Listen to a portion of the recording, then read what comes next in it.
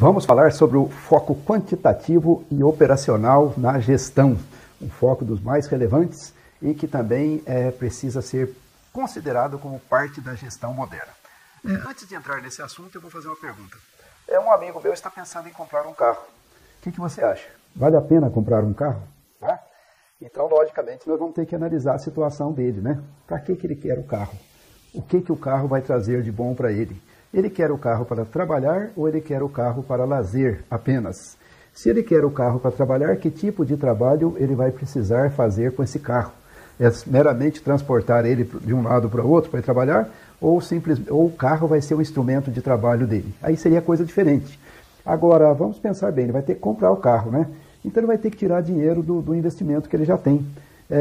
Tá bom, ele vai deixar de ganhar, tá certo? Ele vai deixar de ganhar lá no investimento e vai colocar o dinheiro no carro. Muitas vezes no Brasil se vê o carro como investimento. Mas será que é mesmo? Será que é um investimento bom? Quanto custa um carro por ano?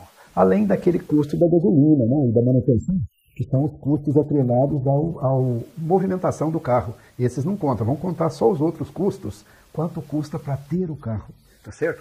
Agora, se ele não comprar o carro, quais são as outras opções dele? Qual opção é melhor, hein? Será que seria legal ele andar de táxi de aplicativo, né, de um lado para o outro, e para viajar para cidades diferentes? Como é que ele faria? Ele poderia usar o sistema de carona BlaBlaCar, por exemplo. Então, quais são as modalidades que estão à disposição dele? O que isso representa em termos de investimento? Quanto ele vai ter de benefício com a compra do carro? Quanto que ele vai deixar de ter de benefício? Então, envolve muita coisa, né? Envolve muita coisa. Então, é isso. Agora, imagine o seguinte, uma empresa. Uma empresa tem uma frota de 300 caminhões e ela está num momento difícil. Ela precisa gerar caixa porque ela está num momento difícil lá com um aperto de caixa. Aí alguém dá a ideia, vamos terceirizar a frota? Desinvestir? Né? Passar para terceiros essa atividade de transportar? E aí a coisa complica, né? Porque uma coisa é o meu colega comprar um carro, que você veja que já é complicado. A decisão de comprar um carro, que as pessoas tomam meramente na intuição, eu quero porque isso e aquilo, etc., vão lá e tomam. Mas tem impacto financeiro para elas. Tem impacto financeiro. E esse impacto financeiro, às vezes a pessoa nem percebe, mas que tem. Agora, quando a empresa fala em 300 caminhões, as coisas já mudam de figura. Então, tudo tem um custo, tudo consome recursos, tudo pode ser equacionado matematicamente. Nós podemos colocar a matemática para resolver o problema do carro do meu amigo e devemos, né, necessariamente colocar a matemática para ajudar a empresa a tomar essas decisões de alta complexidade, né, quando se diz respeito ao uso dos recursos delas. A ideia é a seguinte, os recursos são sempre limitados e são sempre finitos. Então é necessário equacionar muito bem esses recursos para ter a máxima eficiência e a máxima eficácia do recurso e aí obter a produtividade máxima desse recurso. Ou seja, fazer a otimização, fazer as combinações tais que as coisas caminhem para aquilo que é o ótimo. A melhor solução possível, né? Ainda que isso seja uma coisa que às vezes é meramente teórica, nós não vamos saber qual é a melhor solução possível, nós devemos procurar nos aproximar dela, otimizar as coisas. Então é aí que entra a abordagem quantitativa na gestão. Então, concomitantemente ao desenvolvimento das várias ideias e das várias correntes da gestão, a corrente que prestava lá na tarefa, lá na produção, né, do Taylor, a administração científica, já ali um embrião da administração científica, né? Aquela visão do Fayol, do gerenciamento, do Max Weber, das organizações, estruturação, etc. Aí outros ângulos e outras necessidades surgiram, né? E aí, em função dessas necessidades, outras maneiras de pensar o fato administrativo surgiram também. Então, são ângulos diferentes, mas não são opostos, eles são complementares. Surgiram problemas igualmente diferentes, mas também não opostos, complementares. Então, foram se agregando abordagens diferentes. E uma delas é a abordagem quantitativa, né? Também chamada pesquisa operacional, ou chamada, às vezes, abordagem matemática, teoria matemática da administração, ou ciências da administração. Esses nomes você vai encontrar por aí.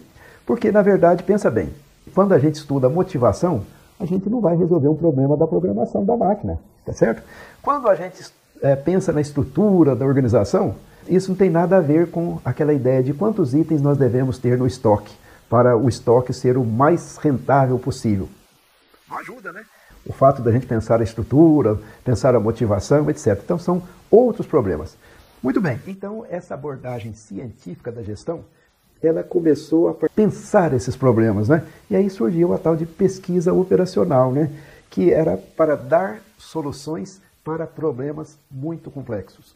Quantos itens eu devo ter no estoque para que não falte ou falte o menos possível e para que não sobre? Será que não é vantagem eu deixar faltar um pouquinho para equacionar matematicamente, ter o melhor rendimento? Ou será que é melhor eu deixar sobrar um pouco? Agora, tudo isso atrelado lá com a fábrica, né, que está produzindo. E que aí tem custo da fábrica, tem os custos dos materiais estocados para fazer os produtos, né? E aí as empresas trabalhando em alta competição, com o desenvolvimento atual, por exemplo, né, que a empresa chega a ter 2, 3 horas de estoque de produtos acabados só, ela não estoca, ela estoca só para 2 horas. Por quê? Para fazer uma melhor economia do estoque. Então, esse é um exemplo. Agora vamos pensar outro exemplo. Eu tenho 10 ordens de produção para determinada máquina. Qual que eu ponho primeiro, hein? Qual que eu ponho primeiro? Qual que vem primeiro? Qual é melhor fazer aquele pedido pequeno, aquele pedido grande, aquele pedido da peça XYZ? O que eu faço primeiro? Mais um problema. Eu uso um determinado plástico processado, né, lá para fazer um determinado produto. Seria melhor eu fazer esse plástico aqui dentro ou comprar fora? Eu poderia comprar uma máquina e fazer o plástico aqui, né? Quantos de um dado item, mais outro problema, quantos de um dado item eu devo ofertar no supermercado? Tá certo? O supermercado tem as gôndolas, né? As gôndolas têm espaço limitado, tudo é limitado na vida, né? Todo recurso é limitado. Então, como é que eu faço um sortimento que seja o sortimento ideal para aquela loja, para obter o máximo de rendimento da loja? Então, esses são os problemas matemáticos, né? Os problemas operacionais que requerem o uso da matemática para um equacionamento adequado. E aí que entra, então, essas abordagens. Então, as aplicações, nós já sabemos, estão no dimensionamento de estoques, na programação de máquinas e de fábricas, nas decisões de fazer ou comprar, nas decisões de investimento. Todas as decisões de investimento são complexas, né? É igual o carro, né? Eu tiro o dinheiro da poupança para comprar o carro, mas aí esse carro vai me dar que tipo de rendimento? Enfim, é complexo, tem muitas variáveis. As decisões de expansão, né, de atendimento pleno do mercado e não ter capacidade ociosa, questão de layout da fábrica, né, o desenho dentro da fábrica, da movimentação das pessoas, a localização das fábricas, etc. Então, essa abordagem toda usa a matemática para ajudar o quê? Na análise dos problemas, que são problemas complexos, e na tomada de decisões e na previsão. Olhar para o futuro, entender as coisas, como é que as coisas vão se passar. E os recursos matemáticos, ferramentas matemáticas usados para isso, foram sendo desenvolvidos, né? Tem a programação linear, que é a decisão envolvendo várias alternativas, né, complexas, não coisa simples. A tal de modelagem, né, a criação de modelos. O modelo é uma representação abstrata de uma realidade, né? Eu crio um modelo para eu tentar tomar decisões para maximizar o uso de determinado recurso, né? Um modelo, o modelo da fábrica, o modelo de como deverá funcionar a nova fábrica, tá certo?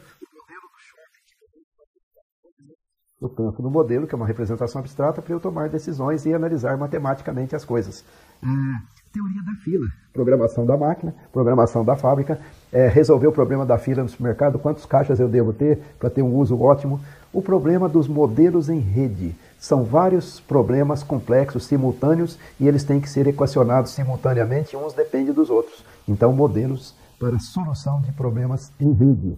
As simulações, eu faço uma perspectiva, eu desenho como eu acho que deve ser a solução, e aí eu coloco aquela solução no computador e vou fazendo ensaios ali para ver se está certo, se não está certo, se eu mexer nisso, se eu mexer naquilo, quais são as alternativas que vão, os resultados que vão surgir das várias alternativas que eu vá adotar.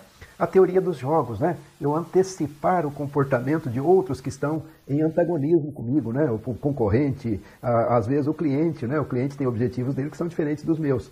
Então, teoria dos jogos para eu eu perceber que eu estou amarrado aos outros, que a decisão que eu tomo afeta os outros e os outros, a decisão deles me afeta também. Então, no mundo empresarial, isso aí colocado em grandes dimensões e em grandes usos de recursos fazem uma diferença gigantesca. Essa teoria, essa abordagem quantitativa é uma abordagem que foi se disseminando, ela foi, digamos assim, levada à frente por matemáticos, engenheiros e outros profissionais da área quantitativa e, posteriormente, profissionais da área de tecnologia da informação. O administrador, propriamente dito, nem sempre ele entra nessas questões mais complexas. Então, muitas vezes, essas questões são delegadas a quem tem uma qualificação específica dessas áreas aí, porque cada uma dessas especializações exige anos e mais anos de estudo e desenvolvimento. Então, o administrador desenvolveu para uma visão mais geral da gestão, e essa é uma área que acaba sendo decisões muito técnicas, muito científicas, nem sempre está aparelhado para tomar essas decisões. Mas ele deve ter uma compreensão disto como usuário, para ele saber onde buscar ajuda, onde buscar soluções para resolver a justiça. Porque tudo tem um custo. Não existe um almoço grátis, como se diz, as decisões precisam ser tomadas para uma maximização dos recursos. Essa escola não tem grandes gurus, né? Não tem grandes expoentes, ou tem, mas elas não são pessoas que são destacadamente como representativos da corrente, porque ali tem muita gente, muito cientista, muitas pessoas qualificadas e às vezes trabalhando em tarefas, são tarefas de muita concentração, etc. Nem sempre de escrever livro, de aparecer e assim por diante. Mas sem isto, a administração moderna não vive mais. E ela só é eficiente graças a esta abordagem matemática, a tal de pesquisa operacional ou a ciência da administração, que tem toda uma evolução aí no mundo acadêmico, no mundo científico e assim por diante. Então é isso. Ciência da administração ou abordagem quantitativa da administração.